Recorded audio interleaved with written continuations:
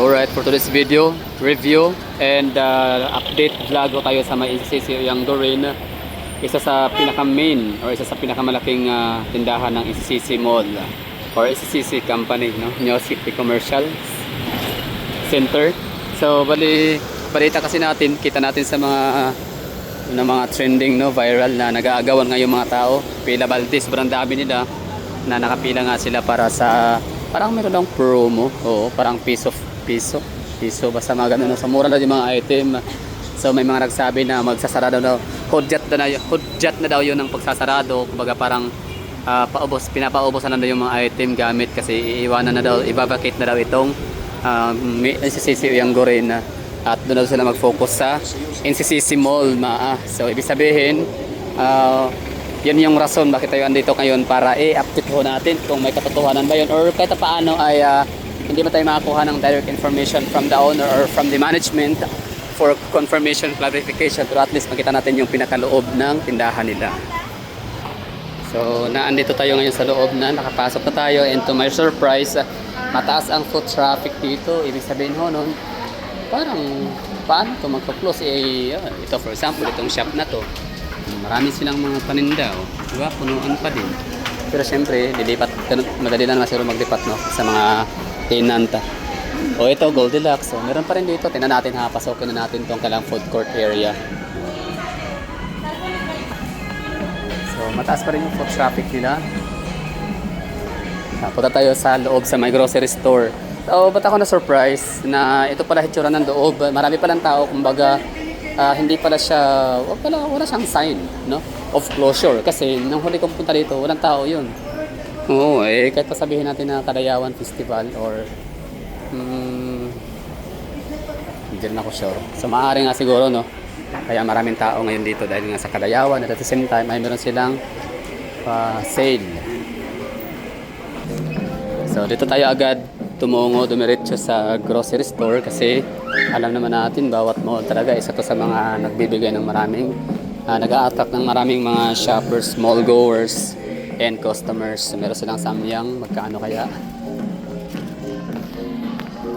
So tinanong ko yung empleyado doon, nag-arrange na sabi ko, may totoo ba yun na kaya daw nagkaroon ng buy one take one sale dahil sa magsasarado na? Sabi naman ng hindi totoo yun, fake news daw, sabi niya.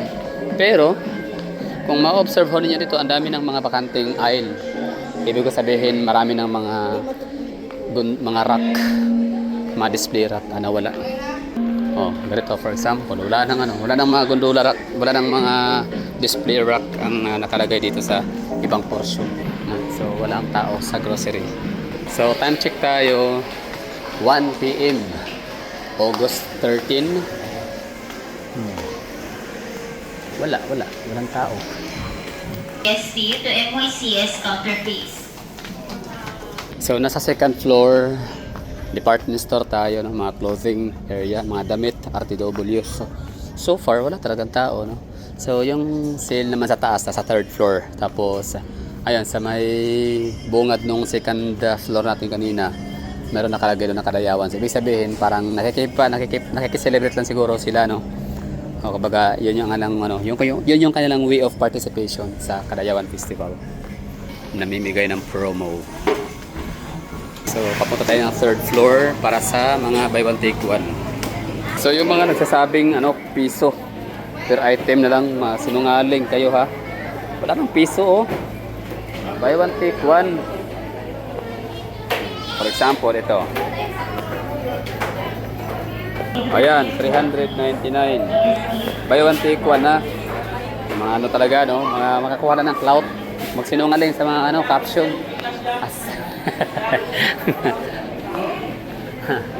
Dito tayo, nasa third floor tayo, ha. So far wala tayong nakitang parang pinakakaguluhan na yan ang piso. Scam yung mga nagpo-post sa blow up. Ayan, merong naka-sale na 50%.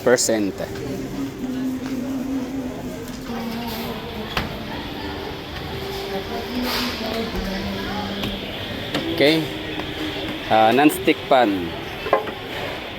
Kano? 900. Dating 1,800. So hindi din siya umabot ng ano, nasa mga 49% lang discount. Di ba? So walang katotohanan na magsasarado sila dito kaya pinapaubos daw. Scam 'yun. Tingnan.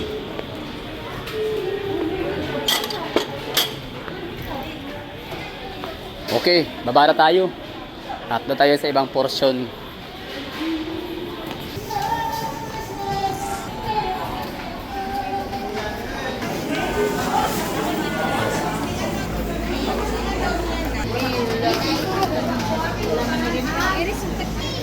$100 at all items and below dito. Okay. Asa mo to tag piso daw? Fake news? First day, sir. Piloto siya, sir. Pero first day to siya, sir. First day. Ikapila, okay. Wala na to siya, sir. Mao di ay. Salamat. 49 na base. Okay. Hindi pala fake news, meron pala pero day 1 lang. Okay. So ibig sabihin, kung meron man talagang pinagka-astig na participation sa Kadayawan Festival na establishments dito sa Davao City, ito na yung isisisi. Matahin mo, piso per item. Anong mga item kaya yun?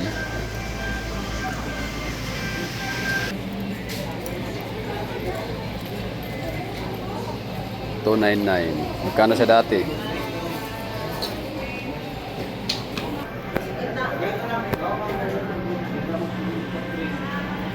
So, 200 na lang. Pero panigurado nung piso sale, wala dito naka-display. Diba? Kasi kung naka-display, ubos na to. Ganda oh. $299. Okay, baba na tayo. Let's go to outside. Labas na tayo dito at natapos na rin yung mission natin. So, para sa akin naman, out of curiosity din talaga, no? I have to see it for myself. Kailangan ko i-check kung totoo ba talaga siya, legit ba na piso. So, legit pala pero day 1 lang, August 9. So, today, it's August 13.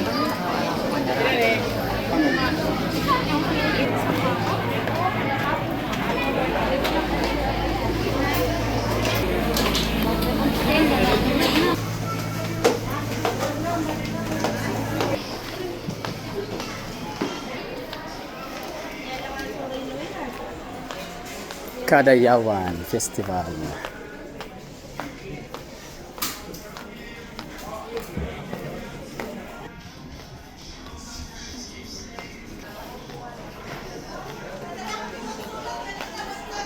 Okay. Okay, no? So, kita nyo na yung paggagala natin dito sa loob. So, confirmed mayroong sale. Pero hindi siya kumpirmado ang magsasarado sila. Fake news. Fake news, hearsay. Bakak.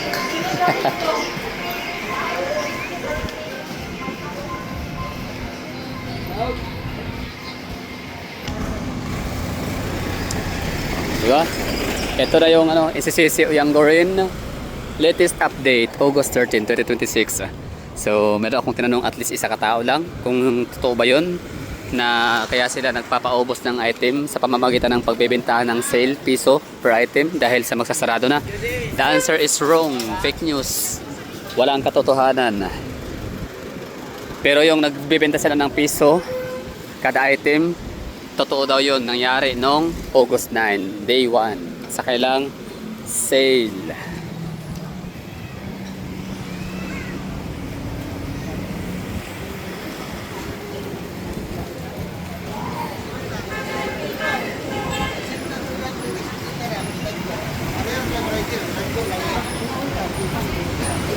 Sa mga nagpanood dyan, anong masasabi nyo?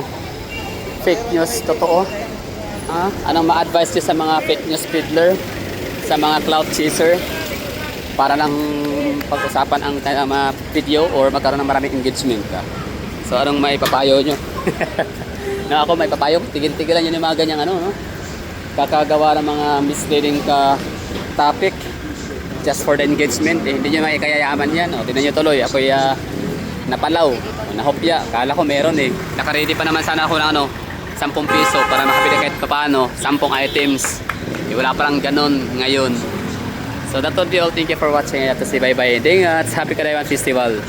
Oh, pasya lang kayo dito.